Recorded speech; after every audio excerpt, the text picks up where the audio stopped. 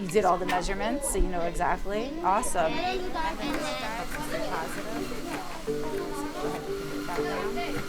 As educators, we all see the same thing right now. A presentation of mental health and emotional needs from kids that is more intense than in my 20 or so years of working with students. When kids are able to tinker around with things in an open-ended, non-confined way, when they are able to have some ownership and responsibility, it's therapeutic. Yes! Yes! Van Ness is a public school in the southeast area of Washington, D.C. We have pre-K 3 through 5th grade students. We have 3 primary design anchors when we think about our school model. One of them, and the most important of them, is student well-being. Second is maker-centered learning.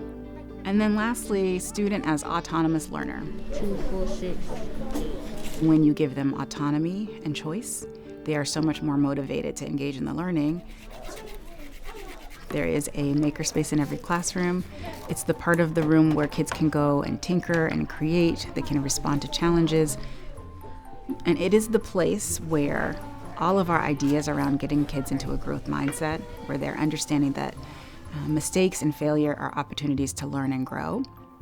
They actually experience that in the makerspace. The revision part, you know, it would be really cool to add the lights, the LED lights from the circuit. It's a living environment. Every year it's changing, I'm adding and tweaking.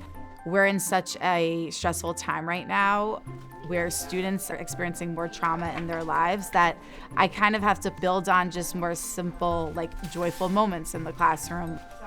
Playful time is such a great opportunity to build in those social emotional components. A lot of times I'm noticing a happy moment for them or a struggle, and that's a great time just to get them to think like, well, what are you feeling in this moment when you are making and it didn't turn out the way you want it to be, or you literally just threw everything out because you thought it was just horrible. And now let's go back and think about how we can change that opportunity. What fixes are you gonna make? It's not the end, you're just, you keep trying.